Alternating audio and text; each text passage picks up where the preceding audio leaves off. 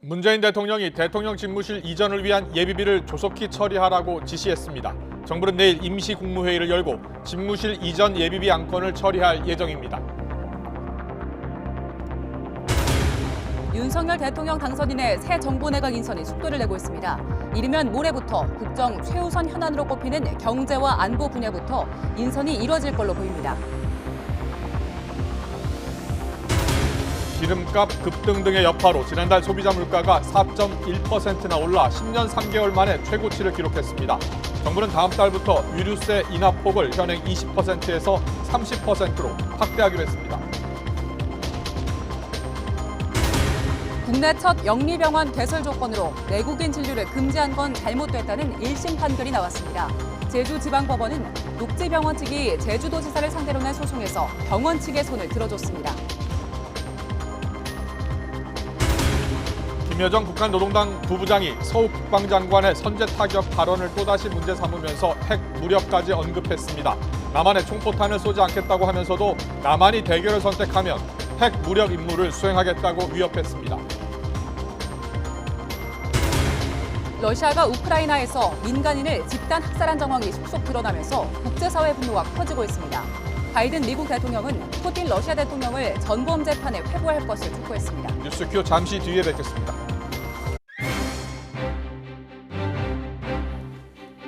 시청자 여러분 안녕하십니까? 가장 빠른 종합뉴스 뉴스큐 시작합니다.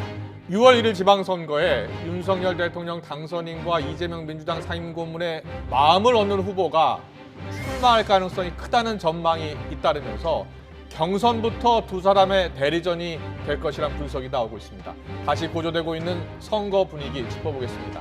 러시아군이 침략한 우크라이나의 한 마을에서 사살된 민간인 시신 수백 구가 발견되면서 전 세계가 분노하고 있습니다. 바이든 대통령은 푸틴을 전범 재판에 회부해야 한다며 비난하고 나섰습니다. 잠시 뒤 자세히 알아봅니다. 네, 먼저 인수위 소식입니다. 윤석열 대통령 당선인은 오늘 오전 인수위 간사단 회의를 주재했습니다. 여기서 전날 취합된 국정과제도 점검했는데요. 1차로 취합된 국정과제가 115개에 이릅니다. 새 정부 조각도 속도를 내고 있습니다. 이르면 이번 주 후반 후속 인선이 이뤄질 전망인데 경제부총리에는 추경호 의원이 유력합니다. 인수위원회에 나가 있는 최재 기자 연결합니다. 김태민 기자.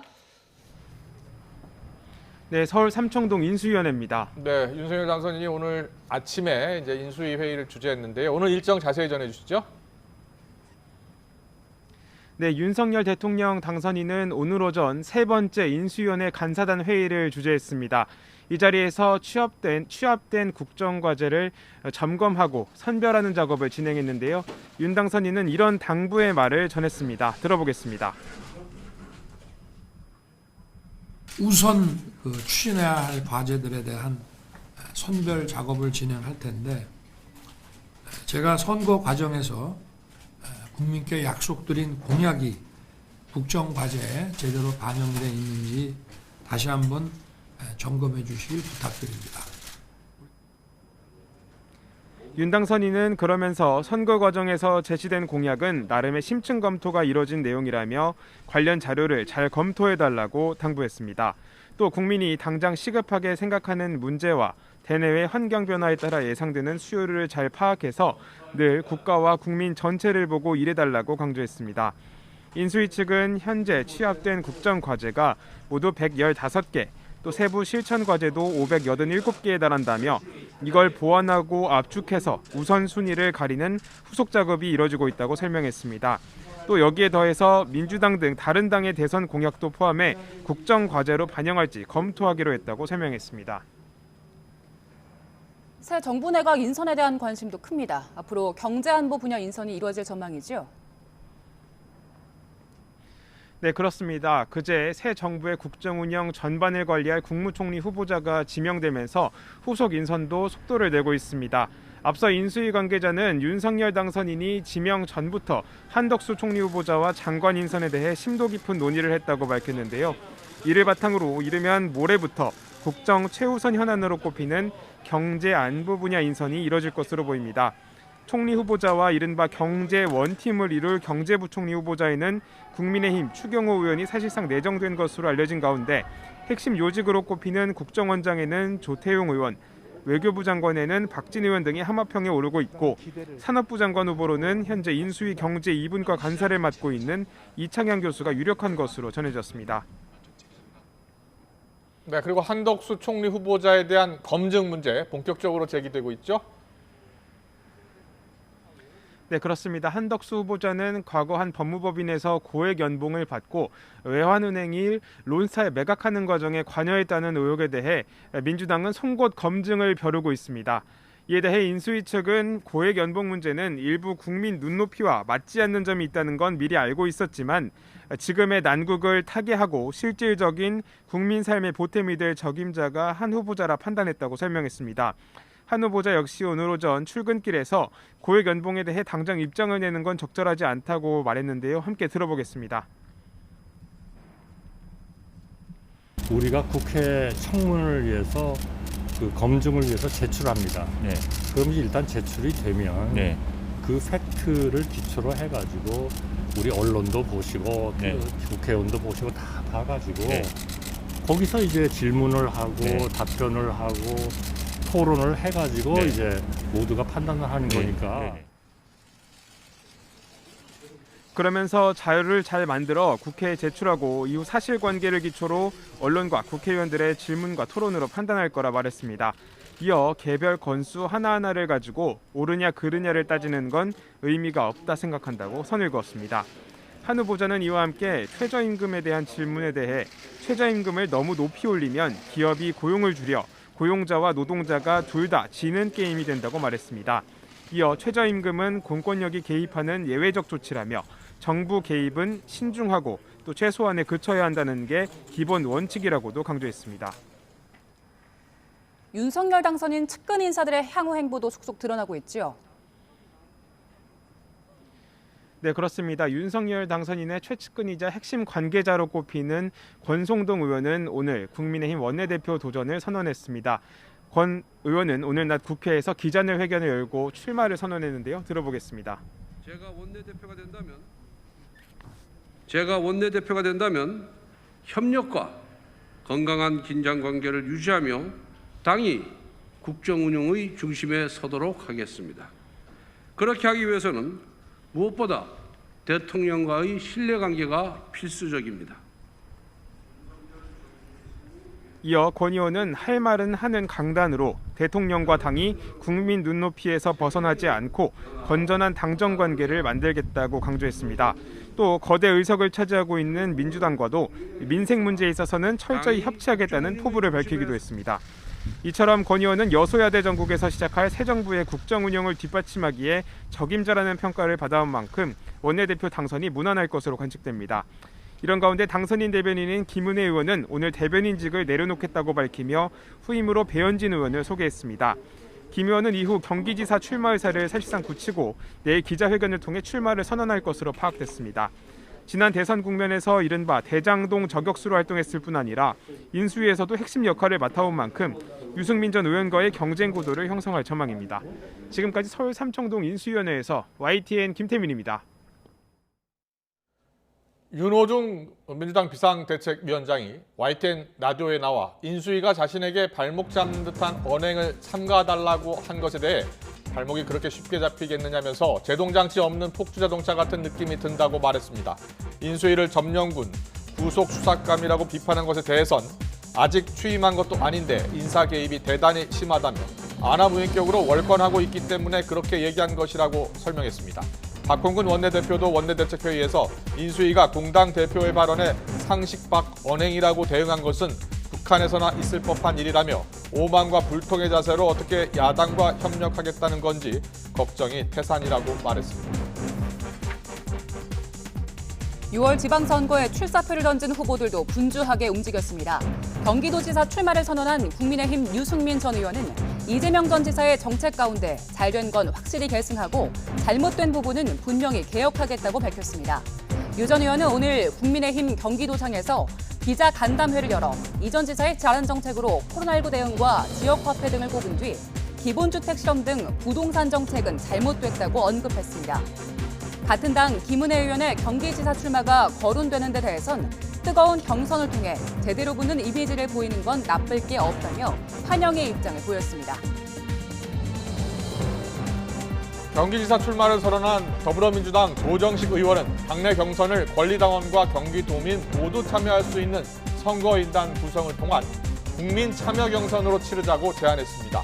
조 의원은 국회에서 기자회견을 열어 당원 216만 명과 국민 참여로 뜨거웠던 대선 경선 과정을 통해 이재명 전 후보를 선출했던 선거인단 구성과 직접 투표 방식을 제안한다면서 이같이 밝혔습니다.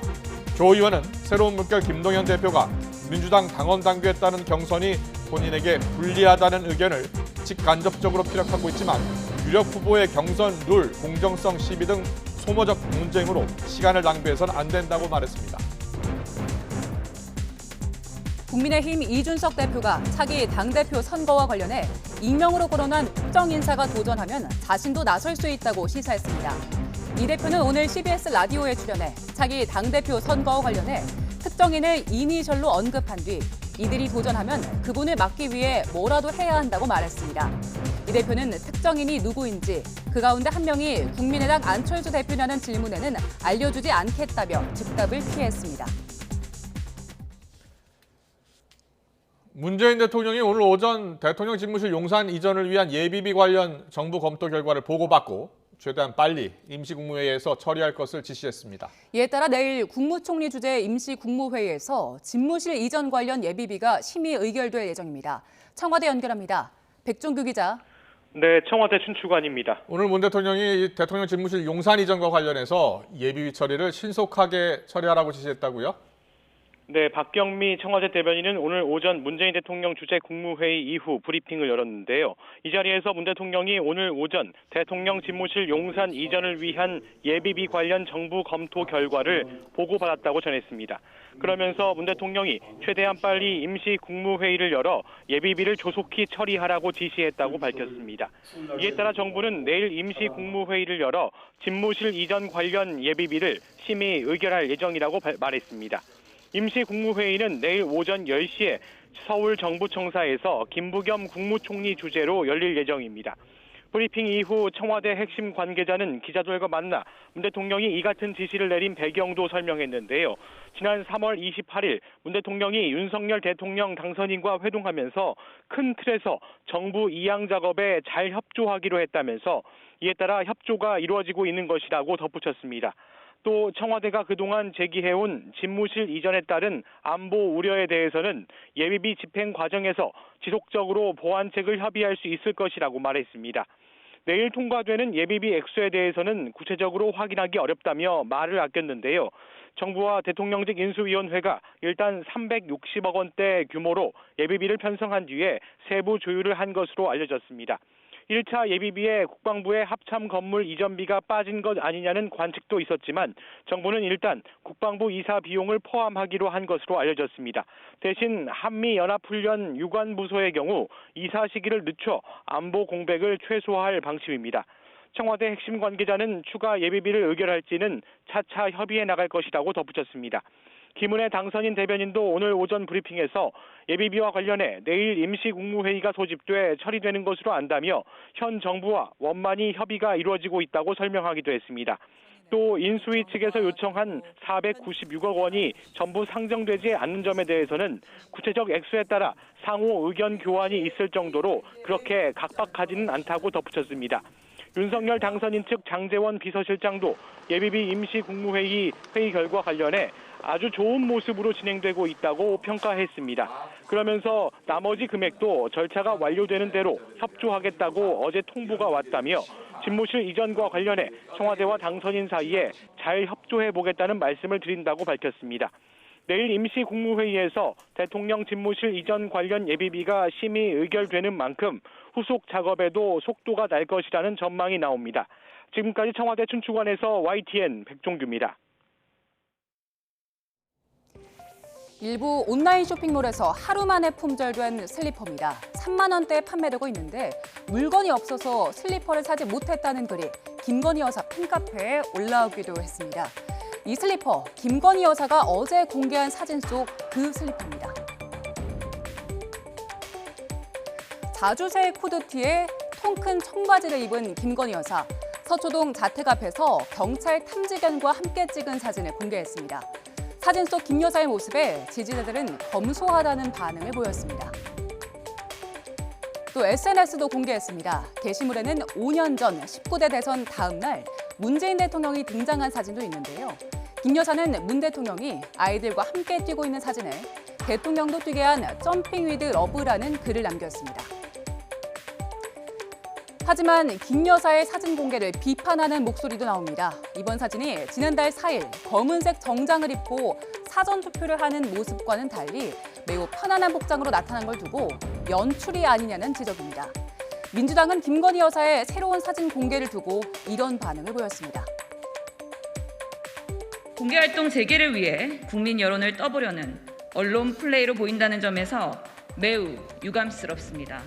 대통령 선거 기간 동안 제기된 무수한 의혹들이 해소되지 않은 상황에서 은근슬쩍 공개활동을 하겠다는 것은 언어도단입니다.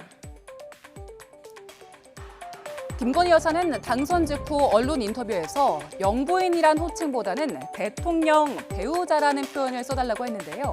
사회 그늘진 곳에 당선인이 관심을 가질 수 있도록 함께 노력하겠다며 적극적인 대외 활동보다는 조용한 내조를 강조했습니다. 이를 두고 조 바이든 미국 대통령의 부인 질 바이든 여사처럼 일하는 배우자가 될 거란 관측도 나옵니다.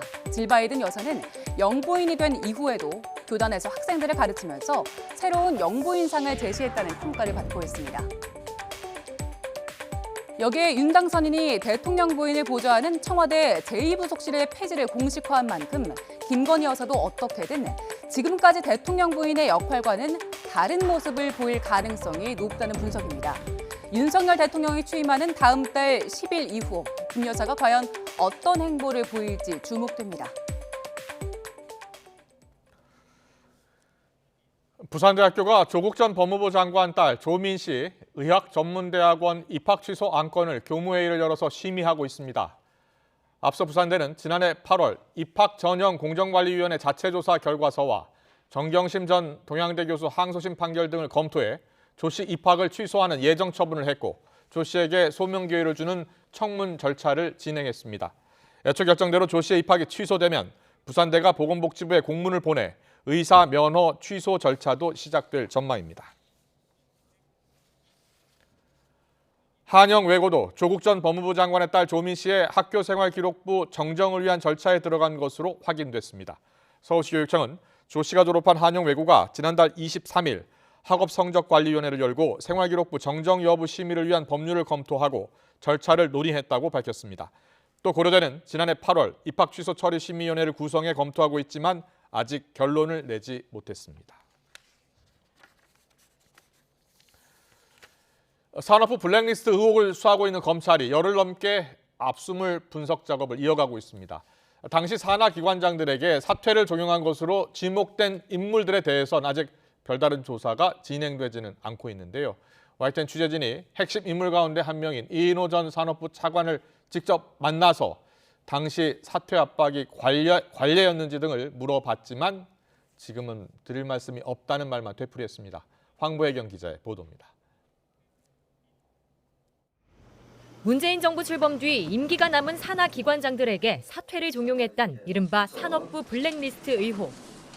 당시 사퇴를 요구한 윗선으로 백운규 전 장관과 이인호 전 차관 등이 지목됐고 직권남용 혐의로 검찰에 고발된 상태입니다. YTN 취재진이 블랙리스트 의혹 핵심 인물로 꼽히던 이 전 차관을 직접 찾아가 만나봤지만 지금은 말할 수 있는 게 없다며 굳게 입을 다물었습니다. 최근에 산업부 관련해서 동부지검에서 수사하고 있는 거 아시죠? 제가 말을 드리겠습니다. 이렇게 하시면은 좀 그렇고. 예, 그래도 네. 어쨌든 그 지휘 제가 이 말을 지금 저거 드릴 게 없어요. 당시 여러 부처에서 같은 의혹이 제기된 만큼 사퇴 종용이 관례였는지도 물어봤지만 답변을 회피했습니다. 관례적으로 생각한 걸 왜 이제 와서 그러냐 이런 입장도 있었거든요. 이해는 하는데요. 이해는 하는데 조만간 이제 검찰이 이제 소환도 한다는데 지금 피고발인 질문이시잖아요. 어떻게 생각하시는지. 지금 너무 죄송한데 예. 없으면 YTN 취재진은 당시 산하기관에 대한 대대적인 감사는 물론 검찰 수사도 의뢰한 것으로 알려진 산업부 고위 공무원과도 연락이 닿았습니다. 당시 관련 부서에 있었다고 인정하면서도 사퇴 종용 의혹에 대해선 여러 사람이 잘못될 수 있다며 구체적인 답변은 거부했습니다. 지금 수사도 진행되고 있는 거기 때문에 제가 얘기할 수 있는 성격이 아니에요. 여러 사람이 잘못 영향을 미칠 수 있는 해가지고요. 검찰은 지난달 말 산업부와 산하기관에 대해 대대적인 압수수색을 진행한 뒤 확보한 자료 분석 작업을 이어가고 있습니다. 이미 3년 전 참고인 조사를 마친 데다 지난 1월 유죄가 확정된 환경부 블랙리스트 사건으로 법리 검토도 마친 만큼 윗선의 부당한 지시를 입증할 객관적 증거를 찾는 데 주력하고 있습니다. 일단 사퇴 종용 의혹에 수사 초점이 맞춰져 있지만 증거 확보 여부에 따라 환경부 사건처럼 후임 기관장 인선 과정으로까지 수사가 확대될 가능성도 있습니다. 검찰은 디지털 자료 포렌식을 위해 참관인들과 일정을 조율하면서 압수물 분석이 마무리되는 대로 관련자 소환 조사를 본격화할 것으로 전망됩니다. YTN 황보혜경입니다. 법원이 내국인 진료 금지라는 국내 첫 영리병원 개설 조건은 위법하다고 판단했습니다. 내국인 진료도 가능하다는 취지인데요. 자, 향후 파장이 적지 않을 것으로 예상됩니다. 취재기자 연결해 알아보겠습니다. 고재영 기자. 네, 제주 취재본부입니다. 네, 법원이 영리병원 측에 손을 들어준 거죠? 네, 그렇습니다. 제주지방법원은 녹지병원 측이 제주도지사를 상대로 낸 소송에서 병원 측 손을 들어줬는데요. 내국인 진료를 금지하는 조건은 위법하다는 겁니다. 재판부가 판결 내용을 보면요. 이번 제주도가 영리병원 측에 조건을 단 것은 법규 내용에 따라서 그대로 집행해야 하는 기속 재량행위에 해당하기 때문에 조건을 붙일 수가 없다고 판단했습니다. 따라서 무효라고 본 것입니다. 앞으로 이번 내국인 진료 금지가 부당하다는 판결이 대법원에서 확정이 되면 영리병원 개설을 가로막는 걸림돌이 사라지는 것과 같은데요. 그에 따라 영리병원이 추가 개설이 될 수도 있고요. 그에 따른 영리병원 반대 운동이 일어나는 등 파장이 클 것으로 예상이 됩니다. 자, 그렇다면 이번 소송이 왜 시작됐는지 정리해 주시겠습니까? 네, 앞서 지난 2018년 12월 당시 원희룡 제주지사가 녹지병원 측에 영리병원 개설을 허가했는데요. 단 조건으로 내국인 진료를 금지하고 외국인만 허용하도록 했습니다. 녹지병원 측은 이에 반발하면서 법원 개원 시기인 석 달 동안 문을 열지 않아 병원 허가까지 취소가 됐는데요. 결국 녹지병원 측은 제주도를 상대로 외국인 전용으로 제한한 것과 병원 개설 허가 취소에 대해 행정소송을 제기했습니다. 제주도는 녹지국제병원 개설 허가는 의료법에 근거한 국내 의료기관 허가와는 다르게 제주특별법에 따른 재량 처분이라고 주장했었는데요. 녹지병원 측은 내국인 진료를 제한하는 재량권이 제주지사에는 없고 개원하지 않는 데에는 정당한 이유가 있다면서 허가 취소도 위법하다고 맞서왔습니다. 당시 재판부는 일단 병원이 취소가 된 만큼 병원 개설 취소에 대한 취소 소송 결과를 보고 이번 개설 조건 취소 소송을 다루겠다고 미뤘었는데요. 결국 지난 1월 대법원이 영리병원 개설 취소가 부당하다고 판결해 병원 측 승소가 확정됐습니다. 녹지병원 측이 이번 내국인 진료 금지 조건 취소 소송도 1심에서 승소하면서 향후 관련 재판에서 우위를 점하게 됐습니다. 내국인 진료 금지 조건 취소 소송에서 병원 측 승소가 확정이 된다면 영리병원 개설 움직임도 재개될 것으로 예상됩니다.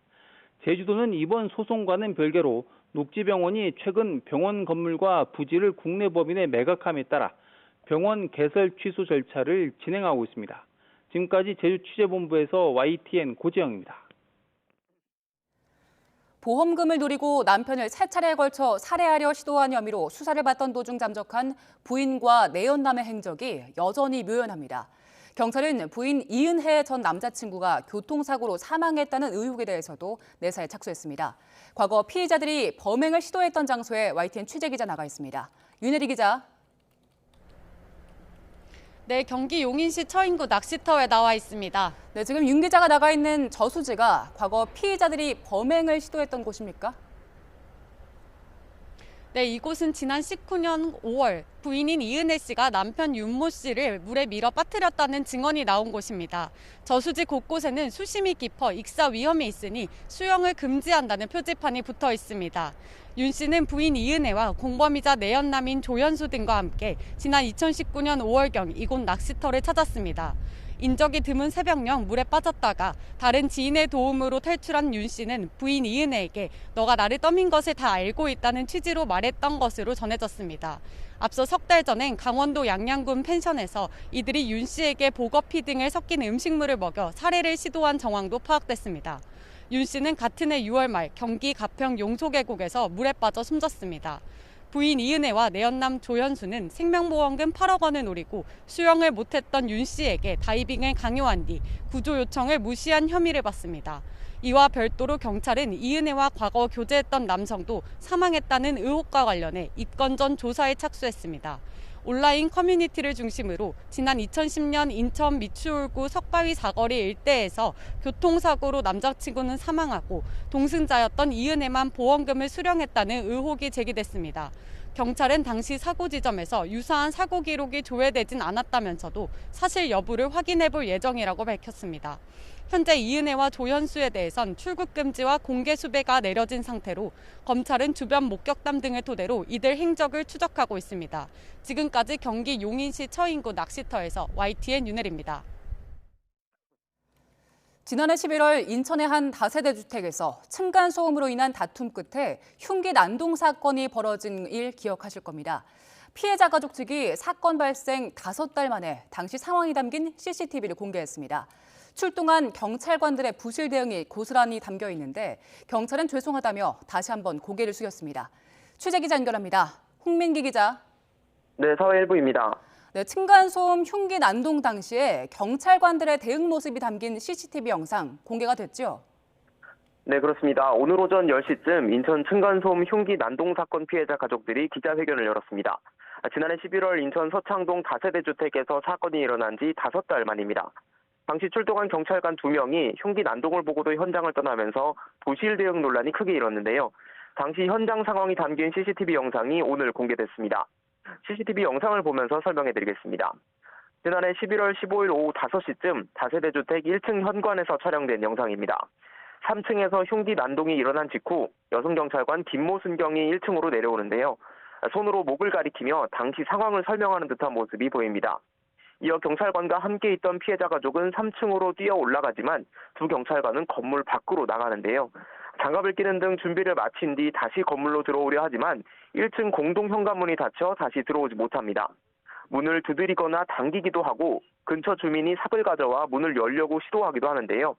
다른 주민의 도움을 받은 뒤에야 공동 현관문이 열렸고 경찰관들이 뛰어 올라갑니다. 문이 열리지 않은 탓에 경찰관이 허비한 시간만 2분 30여 초에 달았는데요. 피자 측은 문이 닫히기 전에 충분히 경찰관이 뛰어 들어갈 수 있었고 만약 문이 닫혔더라도 경찰관 2명이 강제력을 동원해 문을 열 수 있었다며 부실 대응을 지적했습니다. 정신적 충격으로 당시 상황을 정확히 기억하지 못한다는 여성 경찰관의 해명도 사실이 아니라고 반박했는데요. 1층에 있던 남성 경찰관에게 범행 장면을 묘사하는 모습을 보면 현장 상황을 똑똑히 기억하고 있었던 겁니다. 피해자 측은 경찰이 이런 늑장 대응으로 피해를 키웠다고 호소했는데요. 직접 들어보시겠습니다. 그때 남자 경찰이 거들어서 집사람을 데리고 내려갔으면 인지 능력이 없거나 내가 다칠 일이 거의 없었단 말이에요. 그 골든타임을 놓친 거예요. 그런데 피해자 측이 새로운 의혹을 제기했네요. 네, 이번 사건의 진실을 담고 있는 건 다세대 주택의 CCTV 말고도 하나 더 있는데요. 바로 출동 경찰관이 몸에 착용하고 있던 바디캠입니다. 앞서 현장에 있었던 경찰관은 바디캠에 찍힌 영상을 용량 문제로 삭제했다고 주장해 왔는데요. 공개된 CCTV 영상을 보면 1층에 있던 경찰관 2명이 다시 3층으로 올라간 다음 잠시 뒤 가해자를 붙잡고 내려오는데요. 걸린 시간은 3분 40초 정도였습니다. 피해자 측은 경찰관이 3층에 나타나 기절한 가해자에게 수갑을 채우고 연행하기까지 1분 30초 정도밖에 걸리지 않았다고 주장했습니다.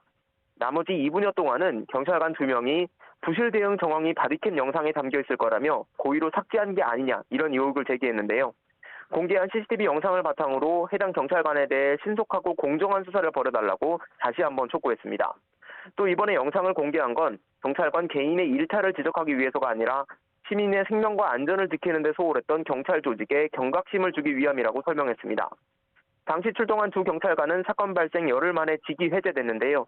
피의자 측은 앞으로도 기자회견을 이어가면서 경찰 조직의 변화를 촉구한다는 계획입니다.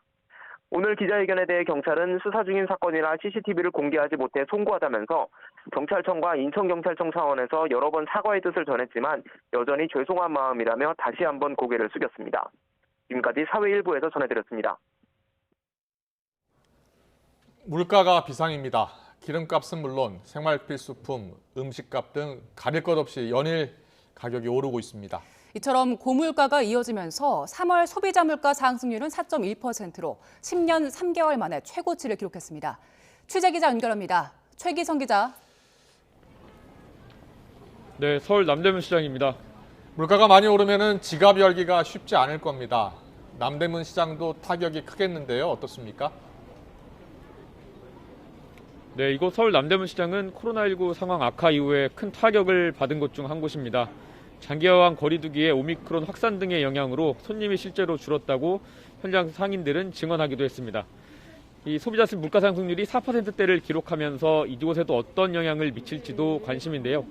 직접 수치를 보면서 한번 살펴보겠습니다. 소비자 물가는 지난해 10월부터 올해 6월까지 5달 연속 3%대 상승률을 보여왔습니다. 하지만 지난달 물가에선 4% 저지선마저 뚫렸습니다. 품목별로 살펴보면 오르지 않은 걸 찾는 게 어려울 정도인데요. 전년 동월 대비 수입 쇠고기는 27.7%, 돼지고기 9.4%, 포도 24.5% 올랐습니다. 기름값도 큰 폭으로 올랐습니다. 지난해 같은 달과 비교하면 휘발유는 27.4%, 경유는 37.9% 치솟았습니다. 다른 항목도 한번 살펴보겠습니다. 전세는 전년 동월 대비 2.8%, 보험 서비스료는 13.4%, 치킨은 8.3% 올랐습니다. 상황이 이렇다 보니 현장 체감 물가는 더 비싸게 느껴집니다. 시민의 얘기를 직접 들어보겠습니다. 평상시에 뭐 먹고 싶은 게 또 있거나 아이들 해주고 싶은 게 있을 때 한 번 더 생각하게 되고 월급은 많이 안 오르고 하는데 물가는 계속 오르니까 조금 더 절약해서 써야겠다 이런 생각이 더 들더라고요. 러시아의 우크라이나 침공에 따른 국제 유가와 곡물가 급등세가 물가 상승의 배경으로 꼽힙니다. 기름값뿐 아니라 외식과 같은 개인 서비스 가격도 오르면서 물가 상승 압력을 더욱 높였습니다. 국제 유가를 포함한 원자재 가격, 곡물 가격, 그리고 그 글로벌 공급망 차질 등 그 대외적 불안 요인들이 그 러시아 우크라이나 전쟁 사태 등으로 더욱 악화될 우려가 있기 때문에 이대로라면 올해 물가 상승률은 3%대 중반까지 오를 거란 관측도 나옵니다. 지금까지 서울 남대문 시장에서 전해드렸습니다. 정부가 그래서 유류세 인하 폭을 지금의 20%에서 30%로 확대하기로 했습니다. 다음 달 1일부터 적용되는데 휘발유는 리터당 최대 83원 정도 인하 효과가 있습니다. 취재 기자 연결합니다. 권남기 기자. 네, 경제부입니다. 네, 현재 20%는 유류세 인하율을 30%로 확대하겠다는 건데요. 구체적으로 인하 효과가 얼마나 됩니까? 네, 정부가 유류세를 30% 인하하기로 했습니다. 유류세는 지난해 11월부터 20% 인하 중인데 여기서 10%포인트를 더 낮추기로 한 겁니다. 추가 인하 기간은 5월부터 7월까지 석 달입니다. 시행 이후 주유소 판매 가격도 시차를 두고 내려갈 거로 보입니다. 유류세를 20% 인하 중인 지금 기준에서 휘발유는 최대 리터당 83원 정도, 경유 58원, LPG 부탄은 21원까지 떨어질 수 있습니다. 리터당 10km 연비로 하루 40km를 운행한다면 휘발유 기준 월 10,000원 정도 내려가는 겁니다. 이번 유류세 추가 인하는 국제 유가가 널뛰고 환율도 오르며 국내 기름값 부담이 갈수록 커졌기 때문입니다. 국내 휘발유 가격은 10주 연속 오르다 지난주 소폭 내렸고 경유 가격도 13년 8개월 만에 리터당 1,900원을 돌파했습니다. 정부는 이와 함께 이른바 서민의 연료로 불리는 경유에 대한 보조금 지원을 늘리기로 했습니다. 영업용 화물차, 버스, 연안 화물선 등에 대해 경유 유가 연동 보조금을 3개월간 한시적으로 지원하겠습니다. 택시, 소상공인 등이 주로 이용하는 차량용 부탄, 즉 LPG에 대한 판매 부과금을 3개월간 30% 감면하고자 합니다. 네, 기름값이 생계와 직결되는 화물차 운전자는 평소 유가 보조금을 지원받고 있는데요. 다만 유류세가 내려가면 그만큼 보조금도 깎이는 구조라 지원 효과가 떨어진다는 지적이 계속됐습니다. 유류세 인하에 따라 세금 수입은 그만큼 줄어듭니다. 지난해 11월 유류세 20% 인하 이후 기간을 7월까지 연장한 데 이어 인하 폭도 확대함에 따라 관련 세금 수입은 4조 원 넘게 줄어들 전망입니다. 지금까지 경제부에서 전해드렸습니다.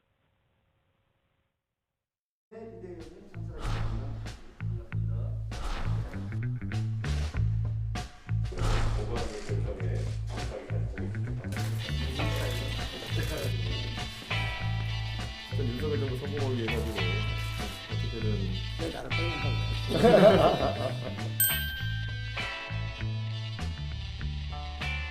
김기현 선배.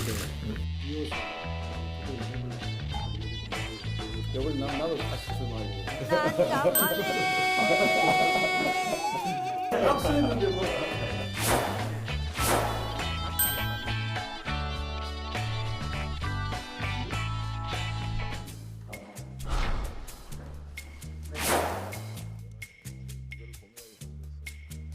경쟁력의 1위도 아니고 명분은 너무 없고 그래서 오히려 당의 분란만 일으키고 게다가 그나마 다른 카드를 찾을 기회를 상실시키기 때문에 이 상태가 며칠 더 가면 큰일 난다고 본 거죠.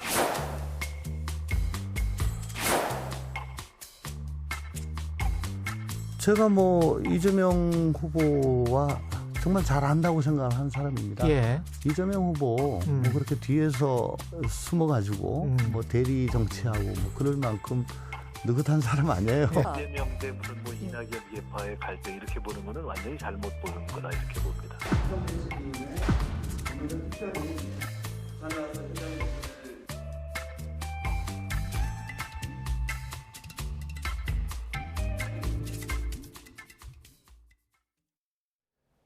6월 1일 지방선거를 앞두고 정치권에서 출마 선언이 잇따르고 있습니다. 그런데 오늘은 윤석열 당선인 대변인을 맡았던 김은혜 의원도 대변인직을 그만두고 경기지사 출마를 저울질하고 있다고 직접 말했습니다. 또 민주당에서는 송영길 전 대표의 서울시장 출마를 놓고서 내용이 계속되고 있습니다. 이른바 윤심, 명심을 놓고서 예비 후보들의 기싸움도 치열해질 전망입니다. 청와대는 집무실 이전 예비비와 관련해서 내일 국무회의를 열어서 처리하기로 했죠. 추은호 해설위원, 최진 대통령 리더십 연구원장 두 분과 함께 관련 정치권 이슈 자세히 짚어보겠습니다. 어서 오십시오. 네, 안녕하세요. 안녕하세요. 안녕하세요. 오늘 아침이었습니다. 김은혜 대변인이 매일 아침 인수위 관련 그리고 당선인 관련해서 브리핑을 하는데 기자들의 질문에 답을 했습니다. 오늘 대변인직에서 물러나겠다. 그리고 경기지사 출마 여부는 곧 밝히겠다라고 했는데 사실상 출마하겠죠?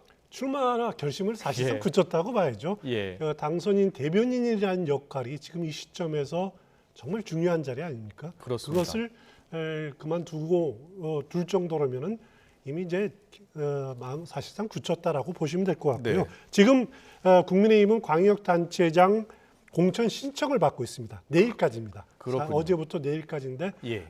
그러면 이제 대변인직을 그만뒀고 또 성남 분당 을의 당협위원장이거든요. 네. 당협위원장들도 이렇게 출마하려면은 당협위원장을 사퇴를 받고 있습니다. 그러면 아마 내일 정도면은 당협위원장도 물러날 거고. 네. 그래서 경기지사를 이제 물론 이제 유승민 전 의원과 경쟁을 해야겠지만은 네네. 출마 쪽으로 사실상 굳혔다 이렇게 보시면 될 것 같습니다. 그렇군요. 최진 원장님은 김은혜 의원 예. 그리고 지금 대변인 역할을 맡다가 그만뒀는데 김은혜 의원의 선택에 대해서는 어떻게 보세요?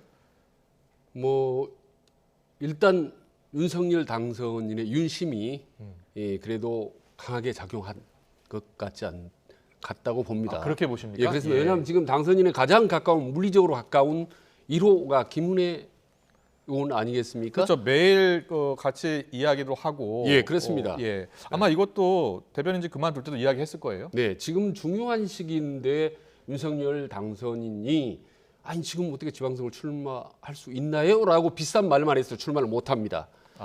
예, 적극적으로 그렇군요. 어떤 허용을 했기 때문에 그랬겠네요. 했을 거라고 다만 저는 윤석열 당선인 입장에서 김은혜 카드는 이른바 이래도 좋고 저래도 좋은 저는 양수 겸장의 카드라고 봅니다. 왜냐하면 경기도라고는 상당히 어려운 지역인데 네. 김은혜 의원이 유승민 전 대표하고 저 후보하고 경선을 해서 만약에 이기면 네. 엄청난 흥행 효과를 거둘 수가 있고 설령 지더라도 유승민 후보에게 도움이 되는 그런 흥행 효과를 거둘 수 있기 때문에 예. 이래도 저래도 좋은 이제 뭐 일거양득의 카드라고 보죠. 윤석열 당선 입장에서. 그리고 윤 의원은 현역 의원이기 때문에 김은혜 의원은 그만두면 바로 또 현역 국회의원으로 복귀하면 되는 거기 때문에 네. 예, 아주 편하고 유용한 다목적 카드일 수 있다라고 봅니다. 윤 당선 그렇군요. 입장에서. 예, 원장님은 김은혜 의원이 경기지사에 도전한 것은 윤 당선인의 의중이 담긴 것과 마찬가지다 이렇게 표현을 하셨는데 어떻게 보세요? 그렇게 저도 보세요? 마찬가지로 그렇게 봅니다. 그렇군요. 예. 최소한 양해, 저는 양해보다도 더 적극적인 권유가, 일정 부분 권유가 작용하지 않았을까라는 생각이 듭니다. 그런데 여기서 이제 문제가 되는 것은 뭐냐면은 당선인이라는 신분이 선거 개입을 할 수 있느냐라는 것도 한번 따져볼 수가 있는 부분인데, 그렇겠네요. 예. 대통령 당선인은 법적으로는 참 애매합니다. 공무원이 아니기 때문에. 공무원은 선거 중립 의무가 있지만 당선인은 그렇죠. 없습니다. 그게 예. 없습니다. 예. 막말로 이야기해서 김영란법 적용 대상도 아니고요. 네. 그렇기 때문에 선거 중립 의무는 없지만은 그래도 지나치게 선거에 관여하는 듯한 모습을 보이는 것은 바람직하지 않다. 어느 선에서 이렇게 좀 제어를 할 필요도 있다. 이런 말씀을 드리고 싶습니다. 네, 그렇다면 지난주죠. 먼저 경기지사 출마를 선언한 분 있죠. 유승민 전 의원. 과연 이 어떻게 해석하고 있을까요? 듣고 오겠습니다. 전혀 부담스럽지 않고 윤심이 담겨 있는지 아닌지는 뭐 저는 확인할 방법은 없고요. 네. 윤심이든 아니든 저는 우리 국민의힘 이번에 경기도지사 이 중요한 선거는 그 경선 과정이 정말 치열하고 뜨거웠으면 좋겠습니다. 그런 차원에서 뭐 한 분이라도 더 좀 출마하는 게 좋다고 봅니다. 이번 경선이 치열하고 뜨거웠으면 좋겠다 이런 표현을 썼는데요. 사실 지난 대선에서 경기도의 경우는 이재명 전 후보가 지지율이 더 높았잖아요. 그렇습니다. 그래서 국민의힘 입장에서는 흥행이 꼭 필요하다 이런 생각을 하고 있는 것 같아요. 그렇습니다. 지금 그 출마 의사를 밝힌 사람이 이제 심재철 전 국회 부의장, 그렇습니다. 그리고 함진규 전 의원이 출마 의사를 밝혔고, 그럼 유승민 전 의원에 이어서 김은혜 의원까지 하면은 이제 4파전 양성으로 진행될 가능성이 상당히 높은데, 네.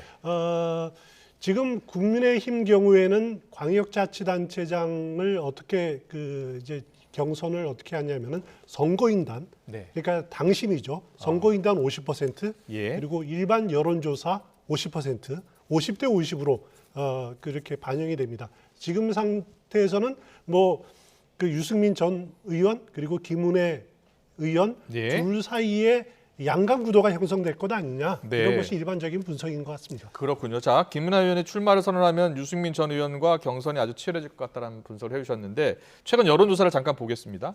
자, 최근 여론조사를 보여주시죠. 네, 경기도지사 국민의힘 후보 적합도 나오고 있는데요. 유승민 38.2, 또 윤희숙 전 의원이 10.8 나왔네요. 김은혜 의원이 10.1, 심재철 6.4, 기타 7.7 이렇게 나왔습니다. 최준 원장님, 예. 지금 일단 여기 여론조사에서는 김은혜 의원이 출마 선언을 하지 않은 상황이었고 예. 또 대변인직을 그만두지 않은 상황이었습니다. 약간의 변화가 예상됩니까?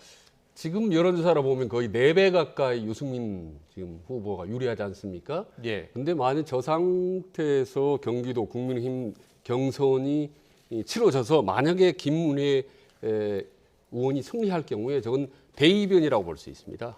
대이변이 될 수 있다. 그만큼 지금 여러 가지 상황으로 볼 때 사실은 유승민 후보가 유리한 건 사실입니다. 그래서 조금 전에 코멘트로 사람이 많이 나올수록 좋다, 이렇게 이제 자신만만해하지 않습니까? 네. 그런데 지금 당심 50%, 민심 50%, 민심이 바로 이제 어떻게 보면 인지도, 대중성, 말하자면 지금 여론조사인데 네. 민심에 있어서 유승민 후보가 압도적으로 유리하죠. 네. 문제는 절반이 50%, 당심이 문제 아니겠습니까? 예. 당심이라는 게 당원들의 생각인데 이 당심은 어디에 달렸냐? 윤심에 달려 있습니다. 예, 윤석열 당선이 어느 쪽으로 세게 밀어주느냐에 따라서 네. 판이 달라질 수가 있는 거죠. 여러분 경선 때 기억하시죠? 홍준표 후보가 상당히 민심에서 유리했지만 당심에서 완패를 해서 사실 경선 후보가 못됐지 않습니까? 네. 마찬가지로 만약에 김은혜 의원이 윤석열의 마음, 말하자면 윤심을 적극적으로 얻는다면 당심의 높은 득표를 얻어서 이길 수도 있다고 봅니다. 네. 그러나 그 가능성은 적다고 보고 과연 윤석열 당선이 저렇게 무리하게 당심에게 사인을, 메시지를 겠느냐, 그 부분 좀 회의적이라고 봅니다. 네. 그래서 다시 돌아가면 정으로 보면 김은혜 의원은 나가서 저도 좋고 이겨도 좋은 그런 해피한 카드로서 마음 편하게 쓸 수 있는 카드로 생각하는 것 같고 예. 그 생각에 김은혜 의원도 기꺼이 본인이 당의 흥행성을 이벤트 효과, 캠페인 효과를 올릴 수 있다면 뭐 한 달 정도 내가 뭐 당을 위해서 희생할 수 있다라는 비교적 가벼운 마음으로 나왔지 않을까라고 저는 생각을 합니다. 그렇군요. 지금 유승민 전 의원 같은 경우에는 그 경기도 지역 연고가 없다 그런 그렇습니다. 단점이 있는 반면에 김은혜 의원 같은 경우에는 이제 지역구가 이제 성남이고요, 또 대장동 그 지역 아니겠습니까? 그렇습니다. 김은혜 의원 입장에서는 뭐 고민을 하겠습니다만은 손해 볼 일은 없다 이렇게 표현을 하셨는데. 그렇습니다. 예. 그 지금 여론조사 조금 전에 나온 리얼미터 여론조사는 4월 1일과 2일 진행된 여론조사인데요. 예. 그 전날 3월 31일에 김동연, 유승민 두 사람이 경기도지사 출마 선언을 했었죠. 네, 그렇습니다. 그러니까 바로 직후에 이뤄진 여론조사이기 때문에 어떻게 보면은 유승민 전 의원에 대한 그로서는 컨벤션 효과가 많이 반영이 된 거다. 네. 이런 측면이 있고요. 그렇군요. 그래서 아마 이번 주 중반 아니면 다음 주에 여론조사가 진행이 돼야지 네. 나름대로 좀 일반적인 조사가 진행이 될 거다라는 생각이 듭니다. 그런데 당시 뭐 50%에서 유승민 전 의원이 반드시 유리한 것만은 아닙니다. 네. 어떻게 보면은 유승민 전 의원이 젊은 층에 대해서 그동안 인기가 있는 건 사실이지만은 예. 또 보수층이 거부감도 상당히 있는 부분들도 있거든요. 예. 그런 것을 유승민 전 의원이 어떻게 극복하느냐 이런 것들도 한번 두고 봐야 될 대목이 아닌가 싶습니다. 그렇군요. 민주당에서는 지금 김동연 대표 또 조정식 의원 등이 경합을 벌일 것으로 이렇게 예상이 되고 있는데요. 최준 원장님, 네. 지방선거, 역대 지방선거에서 경기도가 이렇게 큰 관심을 받은 적이 있었나요? 항상 경기도 많이 있었습니다. 항상 서울시장 선거에 더 큰 관심이 있지 않았었나요? 예, 물론 그랬지만 사람이 따라 과거는 손학규라든지 네. 더 거슬러 올라가서는 이인재 경기도지사라든지 그래서 언제부턴가 이인재 지사부터입니다. 어떻게 정확하면 오래된 거죠. 그러니까 벌써 네, 20년이 훨씬 넘었는데 서울시장보다 오히려 더 경기도지사 하면 바로 대권으로 가는 어떤 티켓을 거의 절반 정도 끊어놓은 상태 뭐 이렇게 인식이 됐기 때문에 그랬군요. 중량급들이 항상 경기도지사에 갔었고 또 실제로 대부분이 다 경기도지사에 도전을 했었습니다. 네. 그런데 이번에 이제 아슬아슬하게 그야말로 아슬아슬하게 0.7%포인트로 안 됐기 때문에 다음 경기도 도전자들은 더 이제 의욕적으로 도전을 하죠. 그렇군요. 이번에 내가 한번 경기도지사의 대권 신화를 한번 세워보겠다라고 하고 만약에 어느 누가 6월 1일 날 당선되면 그 다음부터 바로 아마 종편이나 언론에서 쓰기 시작할 겁니다. 예. 대권 주자 암개하고 쓰기 시작할 그런데 과거에 이제 보면 경기도지사 출신 대선 후보가 대권을 차지한 적이 없고 그렇습니다. 서울시장 출신이 이제 대권을 차지한 적이 있어서 예. 경기도지사는 참 어려운 대권 도전이 된다라는 이야기가 많았는데 이번에 이재명 전 후보는 아주 박빙으로까지 따라붙었기 때문에 경기도지사가 새롭게 지금 부각받고 있는 거 아니겠습니까? 예, 두 당 모두 아주 경기지사 경선 과정이 가장 흥미진진한 대결이 진행이 될 거고 경선부터요? 그렇습니다. 예. 경선부터 진행이 될 것 같고 그리고 지방선거 본선에서도 두 후보 간에 누가 나오든지 간에 두 후보 간의 대결, 양당 후보 간의 대결이 정말 흥미진진한 대결이 네. 될 것 같습니다. 알겠습니다. 그러면 서울시장 선거 이야기 해볼까요? 민주당 같은 경우에 송영길 전 대표의 서울시장 출마를 놓고서 내용이 계속 되고 있죠. 김민석 의원도 계속 비판하고 있습니다. 하산하자고 하면서 자신은 등산하는 것 아니냐 이러면서 날을 세우고 있는데요. 김민석 의원의 발언을 듣고 오겠습니다. 연구가 없는 곳에서 갖는 왜 나오지? 이러면 적어도 그걸 덮을 명분이 있어야 되는데 그 명분이 없고 또 경쟁력에 이제 의심이 가는 것인데요. 네. 이재명 후보가 밀었다. 이것도 사실과 다르고 정성호 의원하고 만난 거하고 이재명 후보의 생각과 뭐가 상관이 있어요. 차출론이라는 것 자체가 차출론 추대론이라는 출발의 프레임 자체가 전혀 황당한 거죠. 김민석 의원은 이렇게 이야기하고 있는 겁니다. 정성호 의원하고 만난 게 이재명 후보의 생각과 무슨 상관이 있느냐 이렇게 해석을 했어요. 네. 김민석 의원의 해석이 맞는 겁니까? 조금 저는 틀리다고 보는 틀리다고 거죠. 봅니까? 중요한 시기에 두 사람이 만났다. 그리고 만나지 않더라도 얼마든지 전화 통화라든 문자라든 주고받고 있기 때문에 지금 질문의 핵심은 이재명 후보와 지금 송영길 대표의 서울시장 수행한 어떤 교감 그렇습니다. 있었는지 아니겠습니까? 그렇습니다. 그럼 우리 한자로 많이 쓰는 말이 있지 않습니까? 이신전심, 자의반, 타의반. 예. 저는 두 사람 간의 교감이 있었다고 보는 거죠. 그리고 그렇군요. 이미 예. 대선 전부터 두 사람은 긴밀하게 협력 관계를 유지해 왔기 때문에 만약 이재명 후보가 아이 송 대표님 지금 때가 어느 때인데 나갑니까? 안 됩니다. 나가면 안 돼요. 제 생각에 아무리 봐도 아닐 것 같아요. 라고 그렇군요. 해도 끝내 나가겠습니까? 네. 그러니까 앞서 윤석열 당선인이 김은혜 대변인한테 예. 지금 중요한 시기인데 나가야겠습니까? 라고 했다면 안 나갔을 것이다. 안 나가죠. 못 나가죠. 그것과 마찬가지다. 예, 그렇게 마찬가지라고 봅니다. 예. 네. 그런데 저는 이제 그래서 두 사람이 당의 양대 주지지 않습니까? 지금 어떻게 보면 양대 기둥인데 이재명, 송영길 후보가 나가겠다는 건데 송영길은 적극적으로 지금 수장 후보와 서울시장 후보 출마 의지를 피력하고 있지 않습니까? 주소지를 바로 옮겼잖아요. 예. 근데 반대하고 있지 않습니까? 예. 근데 반대하고 있는 분들이 너무 좀 특이해서 제가 한 말씀 더 드리는 건데 네. 지금 반대한 분들이 공개적으로 언론 인터뷰 통해서 반대하고 들어 지금 조금 전에 언론에 나왔던 김민석, 예. 그다음에 우상호, 예. 박주민, 김종민 그렇습니다. 지금 네 사람이 아주 적극적으로 공개적으로 반대하고 있는데 그렇네요. 이분들이 지금 공통점이 어떤 분들입니까? 지금 사실 보면 예. 뭐 어떻게 보면 과거 예. 그렇습니다. 그래서 지금 당은 친 이재명계하고 친 이낙연계 및 친 정세균계 이렇게 양분돼서 다투지고 있고 예. 거기다 덧붙이면 이건 중요한 부분인데요.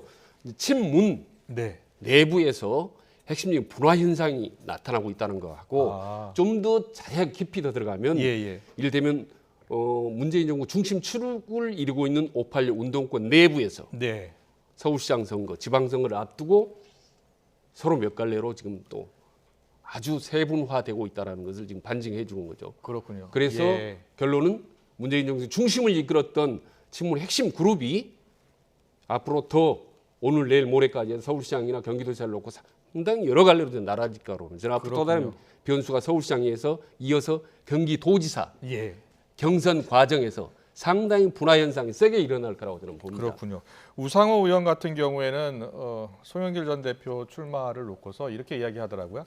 다른 후보도 나올 수 있었고 당 외에서도 이렇게 후보를 내세울 수 있었는데 송영길 전 대표가 출마를 선언하면서 그런 후보들이 출마할 수 없는 그런 상황이 됐다. 이게 안타까운 일이다라고 이야기하더라고요. 그렇습니다. 그 우상호 의원 경우도 연세대 그 학생회장을 지내지 그렇습니다. 않았습니까? 이제 같은 81학번이고 예. 이제 송영길 의원 경우에도 같은 81학번이지만은 3년 먼저 3년 먼저군요. 네. 총학생회장을 지낸 경력이 있는데 일단 이번 일을 계기로 정말 민주당 내 86은 분화가 되고 결별되는 과정을 겪는 것 같아요. 그렇군요. 송영길 대표 그리고 우상호, 김민석 또 은퇴하는 김영춘 또 81학번, 82학번들이 서로 분화되는 그 계기가 되는 것 같은데 네네.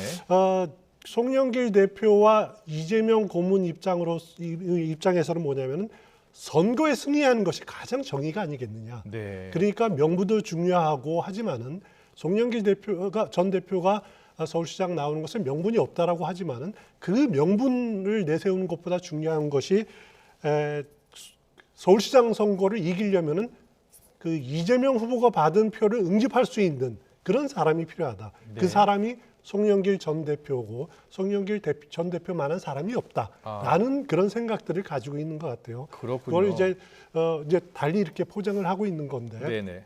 그렇기 때문에 거기에 그 말씀하신 대로 이낙연계 또 정세균계 의원들은 그 측에서는 반대할 수밖에 없는 거죠. 거기에서 이제 맞설 수밖에 없는 그런 당내 역학관계가 보여지는 것 같습니다. 그렇군요. 최진 원장님은 지난번 출연하셔서 이낙연 전 대표도 만약에 당에서 추대를 한다면 서울시장 선거에 나갈 수도 있는 그런 상황으로 알고 있다라고 하셨잖아요. 네. 실제로 그런 분위기가 아직도 있는 겁니까? 아직도 있는 게 아니라 더 세졌습니다. 훨씬 더. 그렇습니까? 예. 근데 본인은 물론 내놓고 주변 사람들에게 나 한번 해보겠다는 의향을 피력한 적은 없습니다. 이낙연 전 대표가 해외를 나가는 비행기 티켓 끊어놨다고 그랬었잖아요. 예, 그렇게 했습니다. 그건 분명히 사실이고 제가 여러분들이 국회의원들에게 제가 직접 민주당 의원들에게 제가 확인해봤는데 그러나 상황이 만들어준다면 환경을 줄이 경선하고 이전 투구하고 이낙연 대표 내가 한번 해보겠다라는 이런 모양새가 아니라 지금 가뜩이나 당이 어려운데 새로운 중심축이 없지 않느냐. 그렇다면 흠집 없고 깨끗한 사람 이낙연을 우리가 삼고초려해서 모셔오면 나갈 수도 있다. 그러면 훨씬 서울시 관내 25개 구청장에 도움이 되고 이하 여러 가지 경기도나 여러 가지 지방 선거에도 유리하지 않겠느냐.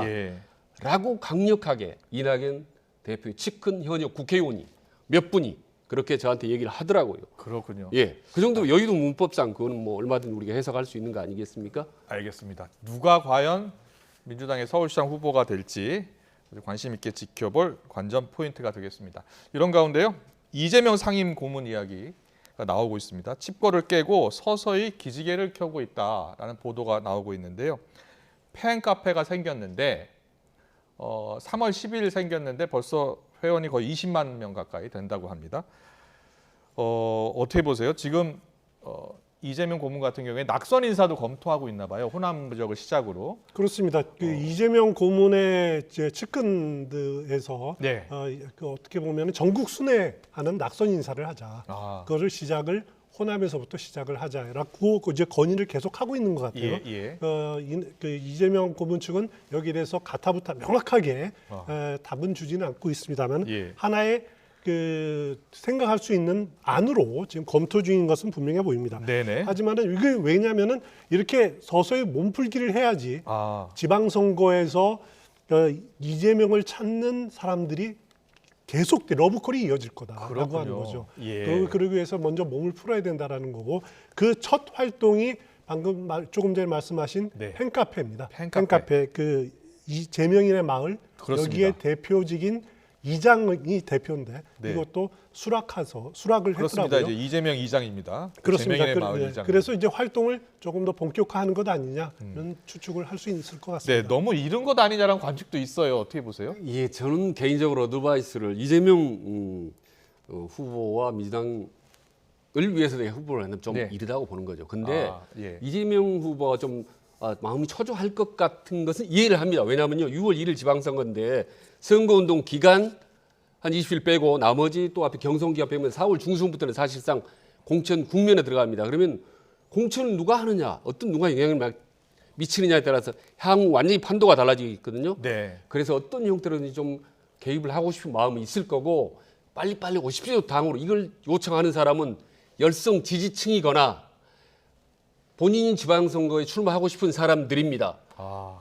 이재명을 위해서가 아니라 본인들을 위해서 이재명 후보가 빨리 당에 오면 좋겠다라는 강력한 희망상을 피력하는 거죠. 그렇겠네요. 여기에 그래서 이재명 후보는 말려들면 안 되는 거고 열성 지지층이나 당이 아니라 중도층 지금 어떻게 생각할까?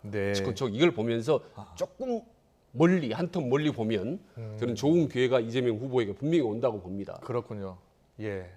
이재명 후보가 과연 어떤 선택을 할지 좀 지켜보겠습니다. 한더숙 총리 후보자 이야기입니다. 지금 본격적인 검증 작업에 들어갔습니다. 언론들도 여러 보도를 하고 있고요. 그런데 보니까 김앤장 고문으로 재직하면서 4년 동안 18억 정도의 고문료를 받은 사실이 알려지고 있습니다. 관련 영상 보고 오겠습니다. 이게 너무 이제 일반인이 생각할 때 고액이 아니냐. 이제 뭐 국민 정서상 좀 문제가 없을까요?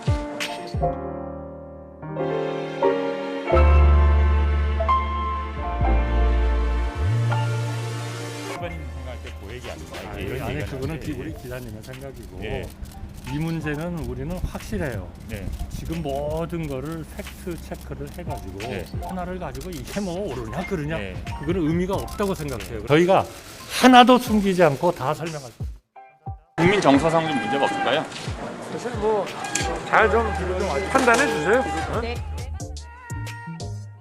일부 국민 눈높이에 맞지 않는 부분이 있다라는 점도 저희가 아마 인지하고 있었던 것 같고요.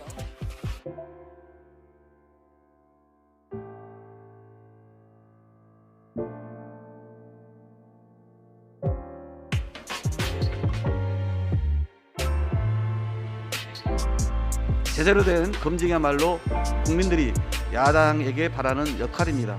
검증의 그물을 더 촘촘하게 짜겠습니다.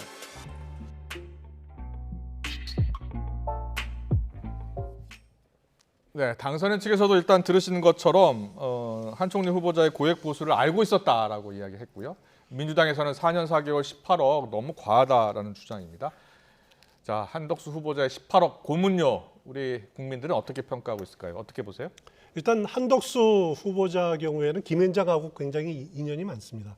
지난 2002년에 그 청와대 경제수석을 그만두고 나서도 마늘 파당으로 그만두고 나서도 김앤장에 잠깐 근무를 했었죠. 네. 여기서도 한 1억 그때 5천 받은 것이 또 문제가 된 적이 있었고요. 그 이후로 다시 공직에 있다가 2017년에 공직 그만두고 나서 2017년에 다시 또 김앤장에 들어갔죠. 예. 그런 다음에 또 다시 공직에 오고 공직과 김앤장을 지금 계속 반복하는 모습을 보이고 있는데 2017년 이후 4년 동안에 받은 액수는 뭐 무려 4년여 사이에 18억이다라는 거. 국민 눈높이에는 정말 맞지 않습니다. 네네. 일반인들은 평생을 벌어도 상상할 수 없는 것을 금액을 4년여 만에 벌었다라는 것은 국민 눈높이하고는 정말 맞지 않는 부분들인데 예. 인사청문회에서 고위공직자들의 정관 예우가 아니냐 하는 부분들은 단골 메뉴로 등장하는데 이번에 또 등장할 겁니다. 그렇네요. 하지만 지금까지 정관 예우다라고 순순하게 인정한 경우도 저는 보지 못했고 네. 그것을 시인한 경우도 없었고 또 입증한 경우도 없었던 것 같아요. 네. 하지만은 국민 눈높이하게 안 맞다라고 유감의 뜻은 다들 표하는데 네. 하여튼 뭐 이번에도 틀림없이 인사청문회에서 이 문제를 가지고 한덕수 후보자 유감 표명 정도로 그치지 않을까라는 생각은 듭니다. 그렇군요. 최진 원장님. 예. 뭐 청문회 지금 뭐 한 30년 가까이 청문회가 시작된 건 한 20년 됐으니까요. 예. 그래서 보셨잖아요. 예. 총리 후보자, 뭐 장관 후보자 보면 정관 예우로 정말 우리 일반 시민들이 상상할 수 없는 돈을 받았잖아요. 예. 그렇습니다. 어떻게 보세요? 그러니까 청문회 때 저런 자문료 고액 문제로 해서 낙마된 사람도 있고 문제는 됐지만 그냥 그대로 청문회 통과된 사람도 있습니다. 네. 그러나 문제는 국민들의 민심이 현주소입니다. 통과냐 아니냐가 아니라 상당히 마음의 상처를 받거든요. 그렇죠. 지금 예. 법조인들에게 물으면 4년 4개월 동안 18억 받는 거예요. 별거 아닙니다. 사실은. 특히 검사나 오랜 판사 출신이 옷 벗고 나서 괜찮은 사건 수임 하나 하면 18억이 아니라 180억 정도 얻을 수 있습니다. 근데 네. 문제는 아까 추은호 의원 지적하다시피 일반인들 보통 사람 눈높이거든요. 네. 아무리 생각해도 18억은 많죠. 그리고 김앤장 이제 로펌이나 법률 회사이기 때문에 아마도 법적으로는 별 문제가 없을 겁니다 아마. 네. 그래도 국민들의 민심으로는 특히 코로나 어려운 때 어떻게 저렇게 많이 받을 수 있지라는 의구심, 또 섭섭함, 또 어떻게 보면 분노 이런 부분도 있을 겁니다. 그래서 네. 저는 궁금한 게 한덕수 이제 내정자가 총리 내정자가 청문회를 할 때 네. 정말 떳떳하게 이게 뭐 정당합니다라고 얘기할지 아니면 뭐 합법적으로 했지만 정말 낮은 자세로 이 부분들은 국민 눈높이 맞지 않다 죄송합니다라고 낮은 자세로 할지 이런 부분들을 놓고 이제 국민들은 평가를 하겠죠. 네. 예, 통과냐 불발이냐가 아니라 이 정부 사람들이 정말 겸손한구나 아닌가 우리 마음을 알아주는지 그 부분에 대한 평가, 심적 평가, 심리적 평가 네. 이게 정말 중요한 거죠. 알겠습니다. 두 분 모두 고문료 4년 4개월 18억은 국민 눈높이에 맞지 않다. 이게 불법이 아니더라도 민심을 좀 읽고 그 해명을 어떻게 하느냐가 상당히 중요할 것 같다는 말씀 해주셨습니다. 오늘 정치권 이슈는 여기까지 듣겠습니다. 추은호 해설위원, 최진 대통령 리더십 연구원장 두 분과 함께했습니다. 잘 들었습니다. 고맙습니다. 예, 안녕하십니까. 고맙습니다.